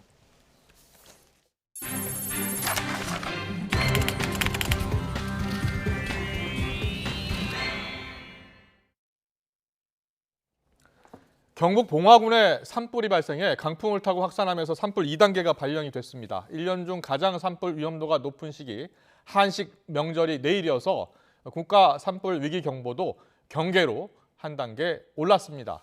취재기자 연결합니다. 정혜윤 기자. 네, 정혜윤입니다. 네, 경북 봉화 산불 상황부터 알아보겠습니다. 산불 2단계가 발령됐다는 것은 그만큼 규모가 크다는 거겠죠? 네, 그렇습니다. 예, 오늘 오후 1시 반쯤 경북 봉화군 봉화읍 한 야산에서 불이 나면서 강풍을 타고 확산하고 있습니다. 예, 산림당국은 오늘 오후 2시 50분을 기준으로 산불 2단계를 발령하고 진화 작업에 헬기 17대와 160여 명의 진화 인력을 투입했습니다. 현재 봉화군 주변에는 순간 초속 10m 안팎의 강한 바람이 불면서 진화에 어려움을 겪고 있습니다. 해가 지기 전에 불길이 잡혀야 할 텐데 걱정입니다. 민가에 대한 피해는 없습니까? 네, 현장 상황이 좋지 못했습니다. 강풍에 불티가 날리는 비화 현상이 나타나면서 불길을 잡기가 쉽지 않았는데요. 불길이 민가로 접근하면서 인근 꽃내마을 주민 10가구가 대피했고 주택 한 동이 부분 소실, 창고 한 동이 소실되는 피해가 발생했습니다. 하지만 1시간 전부터 바람이 조금 약해지면서 진화율이 60%까지 올라갔고 화선도 7km로 조금 줄었습니다. 산림당국은 가용 자원과 인력을 총동원해 오늘 저녁 7시 일몰 전까지 불길을 최대한 잡을 방침이라고 밝혔습니다. 내일의 1년 중에 산불이나 화재가 가장 잦은 시기 명절이죠. 한식입니다. 산불 위기경보 경계로 지금 격산된 상태죠? 네, 그렇습니다. 원래 4월이 1년 중 산불이 가장 많이 발생하는 달이고 특히 명절 한식 무렵이 가장 위험한 시기입니다.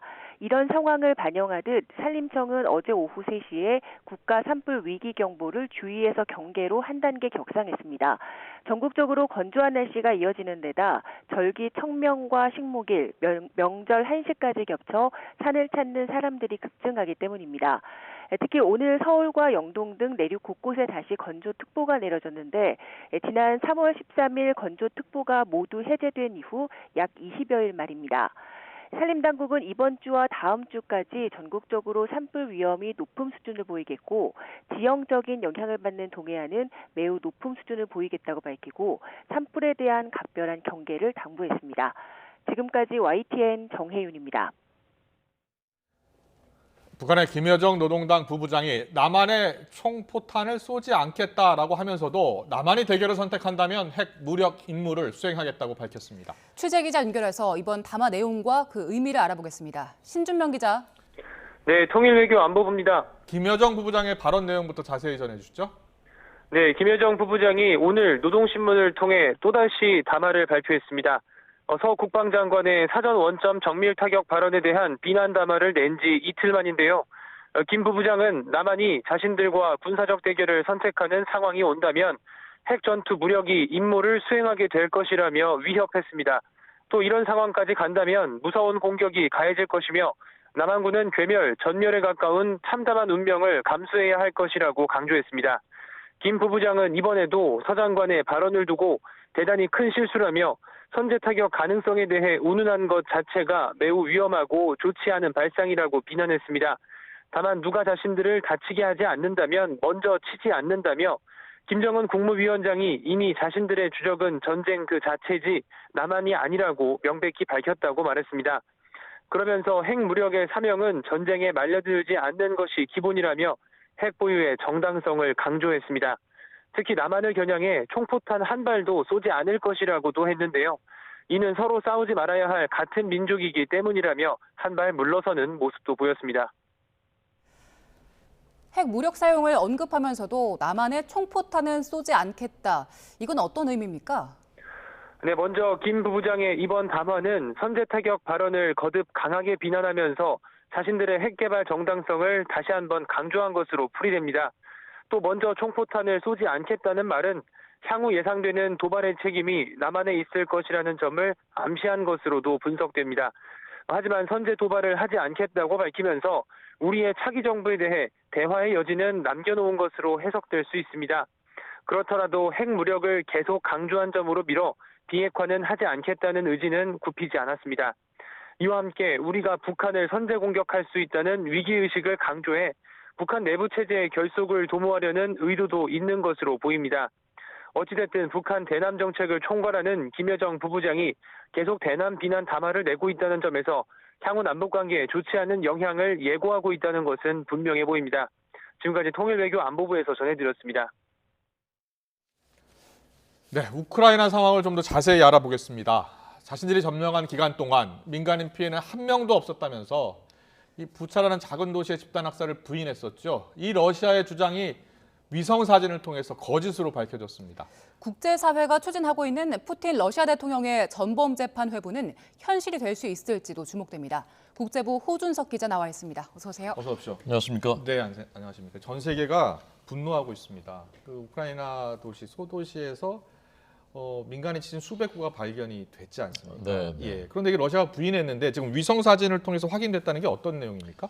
미국 뉴욕 타임즈가 위성 사진과 영상을 정밀하게 분석했습니다. 아, 예. 3월 19일하고 21일 이때 러시아군이 점령하고 있을 때입니다. 부차를. 이때 네. 찍은 위성 사진에 이 거리에 검은 물체들이 거리에 이렇게 방치되어 있는 것이 위성 사진에 찍혔습니다. 근데 그때는 몰랐죠, 이게 뭔지. 그냥 무엇인지. 검은 물체니까 예. 식별을 못했습니다. 야블론스카 거리거든요, 저희가 지금. 네네.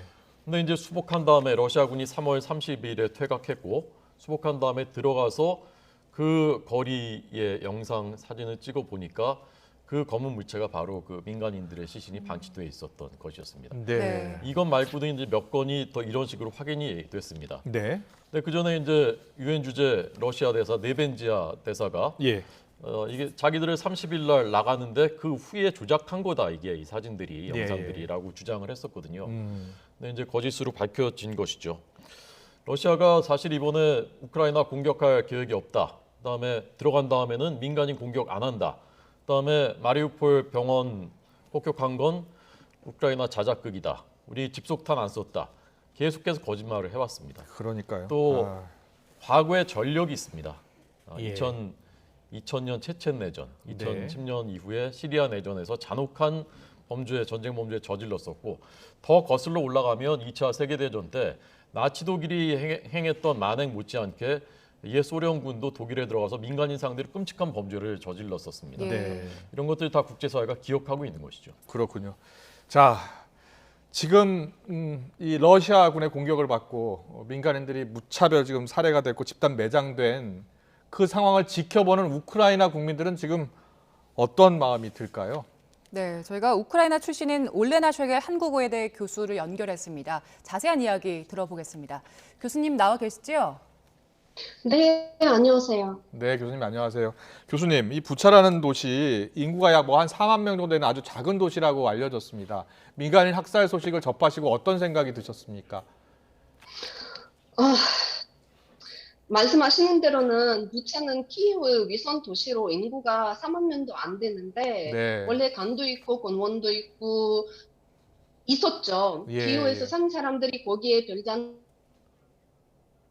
두거나 뭐 주말에 쉬기를 즐겨 찾는 그런 도시였는데 네. 거기 이제 보시면은 수많은 민간인들이 목숨을 잃었고 제가 거기서 이제 살아남은 사람과 통화를 했었거든요 오늘 아침에. 아, 전화를 그래서 해보셨어요? 그 사람이 얘기해 예. 보니까. 네네네. 예. 그래서 얘기해 보니까 이제 길거리 민간인들의 시신을 보며 러시아군이 어디로 지나갔는지 확실하게 알 수 있다 이런 말씀을 하시더라고요. 그래서 남성들을 보면 나이에 상관없이 무조건 죽였답니다. 뿐만 아니라 여성들을 강간하고 죽이고 어린 아이도 봐주지 않았습니다. 그래서 아이들 시체 중 다수가 옷이 완전히 벗긴 채 발견되는데요. 저는 그거를 들으면서 이제 점거한 아이들을 죽이는 것도 모자라 죽이기 전 옷을 벗기고 무슨 짓을 했는지 생각하기도 무섭습니다. 네. 말씀하신 대로 지금 그 부차라는 도시가 굉장히 작은 도시인데 희생자가 나온 게 전해진 것만 해도 수백 명입니다. 그런데 사진을 보니까 도시가 거의 폐허 상태더라고요. 민간인 희생자 더 있을 가능성도 있겠습니까? 네, 많이 나올 거라고 생각을 합니다. 지금 국제 언론에서는 무차 얘기를 많이 하고 있는데요. 사실은 무차뿐만 아니라 마리우폴 등 우크라이나 각지에서는 수많은 민간인 피해가 앞으로 더 많이 발생되고 또 확인될 거라고 생각을 합니다. 네. 아주 조그만 도시, 그 강도 있고 아름다웠던 도시가 지금 폐허가 된 상황인데요. 말씀 들어보니까 아이들, 노인, 여성 가리지 않고 무참히 살해하고 학살을 한 상황입니다. 민간인 학살과 관련해서 또 다른 증언이라고 해야 될까요? 다른 도시들도 마찬가지 상황입니까? 어떻습니까? 지금은 크고 작은 도시가 이제 문제가 아니라 그 예. 도시 위치가 중요한 겁니다. 네. 지금 아시겠지만은 러시아는 북동 쪽에서 공격을 하면서 남쪽에서도 이렇게 올라가고 있습니다. 지금 북쪽에서는 어느 정도로는 우크라이나군이 러시아를 조금 이렇게 내쫓아냈는데 남쪽에서는 지금 적극적으로 올라가고 있는 상황입니다. 저희 외삼촌 가족은 미콜라이주에 살고 있는데 거기서는 매일같이 굉장히 격렬할 그런 교전이 벌어지고 있다는 소식을 듣고 있습니다. 네. 러시아의 그런 학살에 대해서 이제 전해주셨는데 러시아는 그런데 지금 조작이다라고 하면서 이 사실에 대해서 부인을 하고 있습니다. 러시아군은 왜 이런 잔혹한 행동을 했다고 보십니까? 우선은 이렇게 수많은 영상, 사진들이 나오고 있는데도 그것을 조작이라고 생각하시는 분들의 설명을 제가 한번 들어보고 싶습니다. 예. 이 아까 그 기자님께서도 말씀하신 것처럼 위성 사진 등 자료가 넘치는데 네. 이렇게 흘러넘치는 증거에도 불구하고 러시아 프로파간다를 들어주시는 이유가 무엇인가 알고 싶습니다. 예. 사실은 이제 우크라이나 사람들의 이야기, 폭격당하다 해외로 빠져나온避난민들의 이야기를 의심하면서 예. RT 같은 러시아 프로파간다 채널에 가짜 뉴스를 그대로 한국에서 보도하는 일부 언론들이 있는데 그 언론들의 설명도 한번 들어보고 싶습니다. 궁금합니다. 그리고 우크라이나에 한 번도 가보지도 못하고 우크라이나에 대해 푸틴의 프로파간다밖에 아는 것이 없는 사람들이 이른바 전문가라는 신분으로 인터뷰하고 국회에서 열리는 포럼에서 국회의원들에게 이 상황에 대해 설명하는데 이거에 대해서도 설명을 한번 들어보고 싶습니다. 저에게 이 러시아가 이 일을 벌이고 있는 이유가 무엇인지 물어보셨는데 그것은 나치들이 2차 대전 때 만행을 벌인 이유와 똑같다고 생각합니다. 예. 일부 전문가들이 이 우크라이나 사태를 제대로 이해하지 못하고 있는 부분, 그 부분을 좀 정확히 말씀을 해주시는 건데요. 사진, 영상, 증언 이게 다 증거라는 생각이 듭니다. 증거죠. 100% 증거입니다. 국제사회가 모두 분노하고 있는데 러시아가 지금 어떤 처벌 그리고 푸틴 대통령도 이제 전쟁 범죄 처벌을 받아야 될 것 같은데요. 어떤 처벌을 받아야 한다고 생각하십니까? 우선은 국제재판소에서 재판을 받고 우크라이나를 재건하는 데에 대한 어떤 배상금, 전쟁 범죄에 대한 배상금, 사망자, 희생자 가족들에게 배상금을 지불해야 한다고 생각하고요. 그리고 전쟁이 끝나면 독일처럼 확실한 비나치화가 이루어져야 된다고 생각합니다. 러시아에서.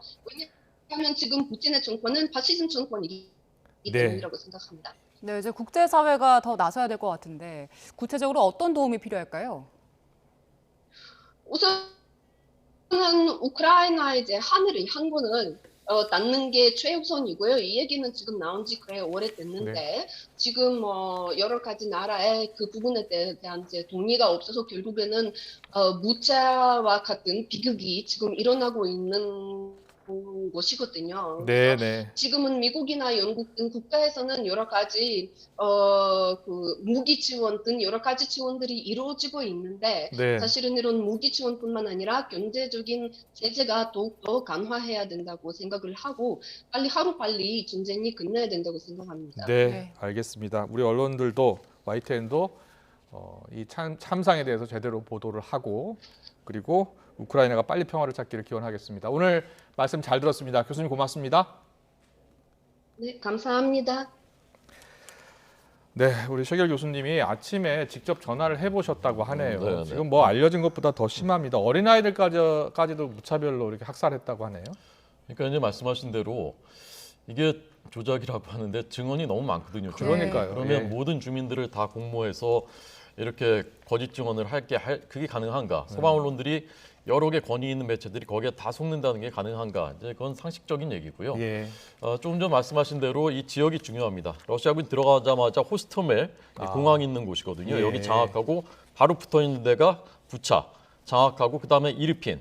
여기가 이제 바로 키우 바로 앞입니다. 이렇게 쭉 들어간 거거든요. 그래서 여기를 워낙 오랫동안 한 달 가까이 점령하고 있으니까 이제 이런 반응이 벌어졌는데 지도에서 보시면 이제 네, 여기거든요. 지금 브로발이라는 데는 이제 동쪽입니다. 키우에서 네, 네. 동쪽인데 저기서는 러시아군이 이제 성폭행했다, 남편을 사살하고 아내를 성폭행했다는 증언이 있었죠. 예.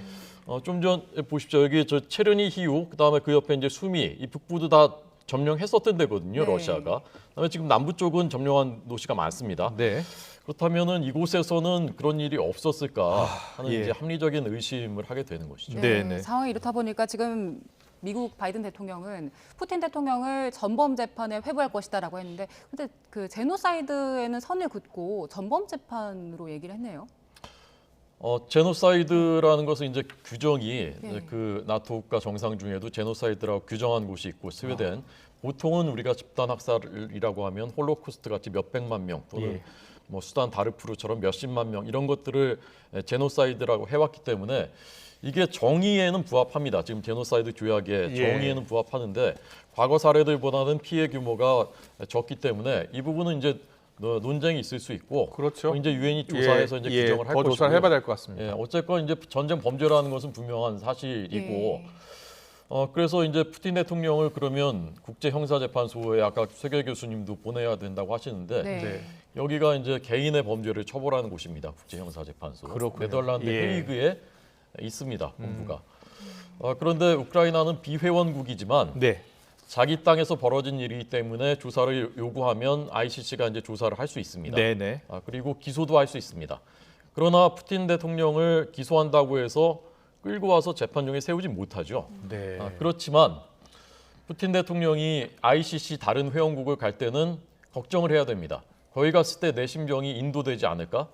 그리고 퇴임한 이후에 또는 실각한 이후에 새로운 정권이나 다른 사람들이 푸틴의 심정을 ICC로 인도할 가능성도 있습니다. 그렇군요. 그러니까 개인의 입장에선 사실 큰 심리적인 압박이고 굉장히 기분이 좋지 않을 겁니다. 알겠습니다. 앞으로 전망을 좀 간단히 좀 짚어주세요. 우크라이나 전쟁 자체가 새로운 국면에 접어들었다고 하거든요. 어떻습니까? 오늘 국내외 주요 신문들 대부분 일면 톱이 이 기사였습니다. 국제사회 여론이 비등하고 있는 것이죠. 협상 진행되기가 사실 쉽지 않아진 상황이고 서방도 굉장히 격앙돼 있는 상태고요. 러시아가 정말로 종전할 의지가 있는지도 사실은 좀 의문입니다. 아까 교수님이 미콜라이우에서 이제 공격 계속 받고 있다고 본인 그 숙부가 말씀하셨지 않습니까? 미콜라이우는 완전 남쪽이고요. 이 돈바스하고 많이 떨어져 있는 이쪽 이 서부 지역입니다. 미콜라이우, 오데사 다 공격받고 있다는 게 그러면 러시아가 정말 종전할 의지가 있는 것인가에 대해서 의문을 갖게 되는 것이고요. 오늘 이제 주목할 만한 발언이 바로 저건데요. 푸틴 독트린 설계자라고 알려져 있는 현직 러시아의 고위 관료입니다. 러시아는 패배를 감당하지 못한다. 지고 있다고 느끼면 위기가 더 고조될 것이다. 그래서 이제 영국과의 인터뷰인데요. 영국 그 언론이 그러면 핵 사용이나 우크라이나 밖에서의 전쟁도 배제하지 못한다는 얘기냐라고 물어보니까 그렇다라고 답했습니다. 그다음에 이제 서방의 최고의 푸틴 전문가라는 사람인데 이 사람은 피오나 힐입니다. 이 사람은 푸틴은 우크라이나 위협을 아예 없애려고 한다. 함락에서 대학살 절멸로 목표를 이동하고 있다. 이런 발언을 했고요. 오늘 러시아 관영 매체 리아 노보스티 통신 여기서는 칼럼을 하나 실었는데 이 칼럼 내용이 우크라이나 일반 국민들도 나치즘의 공범이기 때문에 처벌을 해야 한다. 이런 내용의 전문가 칼럼을 한 철학 교수라고 하는데요. 실었습니다. 파문이 확산되고 있고 우려되는 것이 많은 상황입니다. 일단 앞서 말한 그 핵사용 가능성 이런 전망은 다 틀렸으면 좋겠고요. 민간인들 학살은 진짜 특히 어린이, 여성, 노인 더 이상 없어야 될 것 같습니다. 지금까지 국제부 호준석 기자와 함께 알아봤습니다. 잘 들었습니다.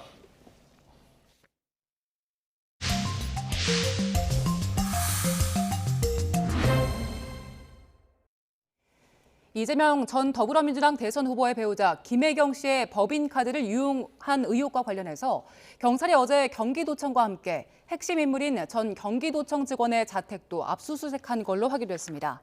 경기 남부경찰청은 어제 저녁 8시쯤부터 1시간여 동안 배 씨 자택을 압수수색하고 휴대전화를 확보했다고 밝혔습니다. 앞서 지난달 25일 경기도는 김 씨를 둘러싼 법인카드 유용 의혹의 핵심 인물인 경기도청 전 총무과 별정직 5급 배 씨를 경찰의 횡령과 배임 혐의로 경찰에 고발했습니다.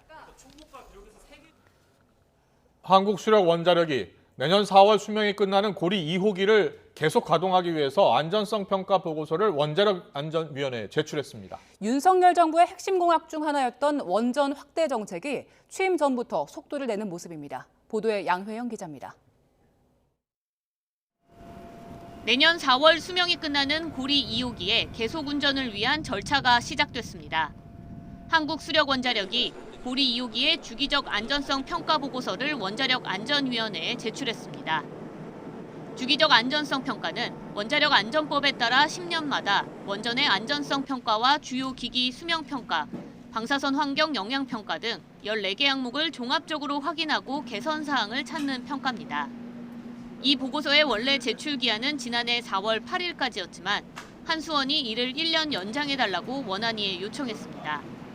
감사원이 수명이 다한 원전을 계속 운전하려면 기존 안전성 평가 이외에 경제성 평가 지침도 제출할 것을 요구하면서 이를 위한 준비가 필요하다는 게 이유였습니다. 하지만 원자력안전위원회는 원전의 안전성 관련 부분만 평가할 뿐 경제성 평가는 해당 사항이 없다고 설명했습니다. 한수원이 고리 2호기 계속운전 관련 주기적 안전성 평가 보고서를 원자력안전위원회에 제출을 했고요. 원자력안전위원회는 관련 법령에 따라서 심의 등 절차를 진행할 예정입니다. 현재 국내 원전 24기 가운데 고리 2호기를 시작으로 오는 2030년까지 한빛과 월성, 한울 등 총 10기의 원전 수명이 끝납니다. 탈원전 정책에 따라 신규 원전 사업이 백지화된 상태에서 윤석열 정부의 원전 증대 공약이 지켜지려면 수명이 끝나는 원전의 계속 운전은 필수적입니다. 미국 같은 데는 한 60년, 80년도 씁니다. 근데 우리나라는 보통 30년에서 40년을 기준으로 해서 1차 원전 운영 허가가 나갔기 때문에 이것을 연장 운영할 수 있을지 여부를 안전성 검토를 통해서 한 다음에 이것이 연장 운영이 되고. 하지만 실제 노후 원전을 계속 가동하려면 찬반 논쟁은 물론 많은 시간이 소요될 전망입니다. 지난 2015년 원안위가 월성 1호기의 계속 운전 심사를 위해 보고서 평가에만 1년 이상이 걸린 것을 고려해보면 수명이 끝나는 내년 4월 전에 고리 2호기의 안전성 평가 검토가 끝날 수 있을지 미지수입니다. 전문가들은 기존 원전 설비를 보강해 수명 연장을 하는 것이 경제적인 만큼 논란 없이 원전 안전성에 대한 객관적인 평가 지침을 마련하는 게 무엇보다 중요하다고 지적하고 있습니다. YTN 사이언스 양우영입니다. 어제 인터넷을 뜨겁게 달군 소식입니다. 덩치가 큰 대형견 몇 마리가 뛰어가고요. 황급히 달아나는 남성의 모습이 보입니다. 사고는 그제 오후 광주의 한 공원 앞 사거리에서 발생했는데요. 생후 1년 정도의 작은 갈색 푸들은 주인의 품에 안겨 횡단보도를 건너려던 참이었습니다. 그런데 갑자기 나타난 하운드 4마리. 여기에 주인은 팔을 저으면서 도망가려고 했지만 사방에서 말려드는 개들을 막기에는 한눈에 봐도 역부족입니다. 결국 남성 품 안에 소중히 지키던 푸들을 잃게 됐습니다. 하운드는 사냥개로 쓰이기도 하는데 우리나라 동물보호법상 맹견은 아닙니다. 현행법상 입마개를 의무적으로 착용해야 하는 종은 도사견과 아메리칸 핏불테리어 등 총 5종입니다. 가해자 견주, 당시 상황에 대해서 이렇게 설명합니다. 산책을 하려고 준비 중이었는데 5마리 중 1마리에게 목줄을 태우던 도중에 나머지 4마리가 건물 밖으로 도망쳐 버렸다. 이처럼 맹견이 아닌 개들도 종종 사람을 무는 사고가 나는 만큼 입마개 착용을 확대해야 한다는 목소리가 나옵니다. 마침 국회에는 동물보호법 개정안이 통과됐습니다. 여기에는 동물학대 행위에 대한 제재를 강화한다는 내용과 함께 맹견 사육 허가제에 대한 내용도 있습니다. 그동안은 맹견 소유자에게 보험과 함께 교육이수 의무만이 부과됐습니다. 그런데 이 법안이 통과되면서 사람이 맹견을 키울 자격이 되는지 또 해당 개에 대한 평가도 이루어지는데요. 맹견이 아닌 개, 그러니까 비맹견이 개나 사람을 무는 등 안전사고를 냈을 때 사람과 함께 살 수 있는지 평가하는 겁니다. 반려견 천만 시대를 맞아 함께 잘 사는 사회를 만들어 가야겠습니다.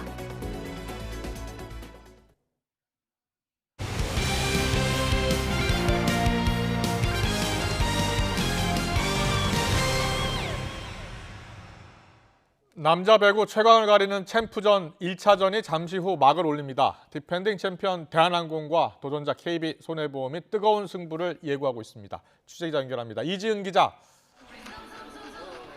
네, 인천 계양체육관에 나와 있습니다. 네, 체육관 현장 분위기가 어떻습니까? 네, 챔피언 결정전 1차전은 조금 뒤인 오후 저녁 7시에 시작되는데요. 1시간 반 넘게 남았습니다. 관중 입장이 시작되긴 했지만 아직은 한산한 모습입니다. 오늘 경기 디펜딩 챔피언 대한항공 그리고 창단 첫 우승을 노리는 KB손해보험이 맞붙습니다. 먼저 대한항공은 우승 DNA로 표현할 수 있는 풍부한 경험이 강점인데요. 정규리그 우승을 확정짓고 충분한 휴식을 취하면서 2년 연속 통합 우승을 노리고 있습니다. 하지만 KB손해보험의 기세도 무섭습니다. 정규리그를 2위로 마친 뒤 플레이오프에서 한국전력을 꺾고 올라왔는데요. 득점과 공격, 서브 1위를 모두 휩쓴 괴물 케이타가 버티고 있습니다. 두 팀의 이번 시즌 상대 전적은 3승 3패로 팽팽합니다. 풀세트 접전 끝에 승부를 가린 경우도 3차례나 됩니다. 또 두 팀 모두 감독 부임 첫 해에 챔피언 결정전에 올라왔다는 공통점이 있는데요. 핀란드 출신의 대한항공 틸리카이넨 감독은 챔프전 심판 휘슬이 울릴 때까지 준비하겠다면서 우승 의지를 밝혔고요. KB손해보험 후인정 감독은 욕심만으로는 이길 수 없다면서 즐기는 배구를 하겠다고 강조했습니다. 챔피언 결정전은 원래 오전 3선승제인데요. 이번 시즌 코로나19 여파로 리그 운영에 차질을 빚으면서 3전 2선승제로 축소됐습니다. 3전 2선승제였던 플레이오프에서 1차전을 이긴 팀이 챔피언 결정전에 올라간 경우 85.7%를 차지했습니다. 그만큼 1차전 승리의 중요성이 큰 상황인데요. 우승 고지에 바짝 다가갈 오늘의 승리팀은 누가 될지 긴장의 순간이 다가오고 있습니다. 지금까지 인천 계양체육관에서 YTN 이지은입니다. 러시아의 우크라이나 침공 여파로 임시 자유계약 선수 자격을 얻은 축구 국가대표 미드필더 황인범이 FC 서울 유니폼을 입고 K리그 무대로 돌아옵니다. 서울 구단은 일시적 FA 신분인 황인범과 올해 6월까지 계약을 체결했다며 발가락 골절 부상에서 회복하는 대로 서울 훈련에 합류한다고 밝혔습니다. 미국 프로축구 밴쿠버를 거쳐 러시아 일부 루빈 카잔에서 주전으로 활약해온 황인범은 3년여 만에 K리그에 돌아오긴 했습니다. 국내 유일의 A급 국제 배드민턴 대회 코리아 오픈이 코로나 여파를 뚫고 멋과 맛의 고장 순천에서 3년 만에 막을 올렸습니다. 차세대 간판 안세영 등이 모처럼 홈팬들 앞에서 최고의 플레이를 다짐하고 있습니다. 서봉국 기자가 취재했습니다.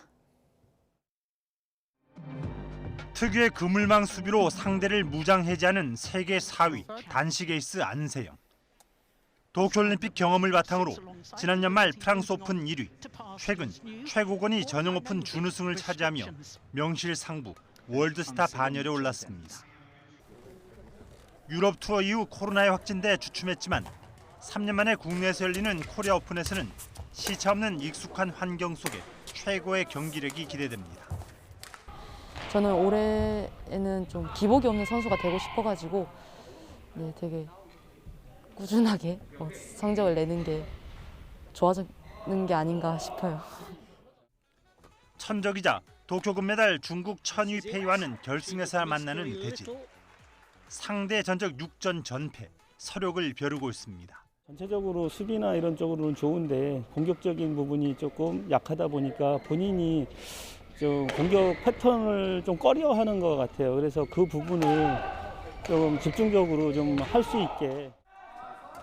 도쿄 명승부의 주역 김소영 공이용, 이소희 신승찬이 확진으로 불참하는 복식에는 코리아 오픈의 사나이 이용대가 건재합니다.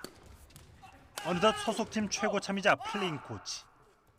태극 마크도 후배들에게 양보했지만 지난달 국내 실업대회 우승 견인으로 변함없는 클래스를 과시했습니다.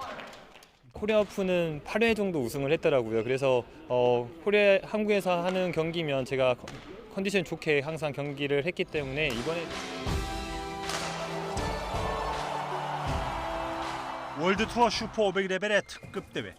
중국, 유럽, 동남아 등 23개 나라 300명 선수단이 출전하는 코리아 오픈은 전남 순천에서 이번 주 내내 계속됩니다. YTN 서봉국입니다.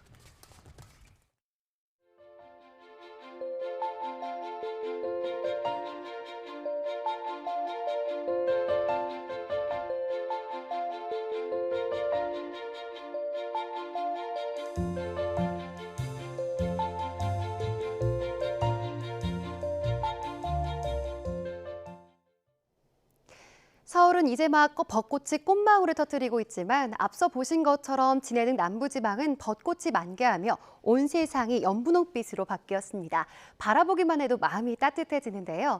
한식은 내일도 완연한 봄 날씨가 이어집니다. 내일 서울 아침 기온 7도, 낮 기온은 16도까지 올라서 오늘만큼 포근하겠습니다. 다만 맑은 날씨 속에 대기는 점점 건조해지고 있습니다. 서울 등 내륙 곳곳에 건조주의보가 내려져 있고요. 전국적으로 산불 위기경보 경계 단계가 발령 중입니다. 불씨 관리 철저하게 해주시기 바랍니다. 내일 전국이 대체로 맑겠지만 아침까지 서해안 지역에 바다 안개가 유입되면서 가시거리가 짧은 곳이 많겠습니다. 또 내일 중서부 지역은 미세먼지가 높게 치솟겠습니다. 내일도 일교차 큰 날씨가 이어집니다. 내일 아침 기온 서울과 대구는 7도, 광주는 6도로 오늘보다 1에서 4도가량 높겠습니다. 낮 동안에는 기온이 10도 이상 크게 올라서요. 서울 16도, 대전 19도, 대구는 22도까지 오르겠습니다. 날씨였습니다. 이어서 저녁 종합 뉴스 이브닝 뉴스가 방송됩니다. 시청해주신 여러분 고맙습니다.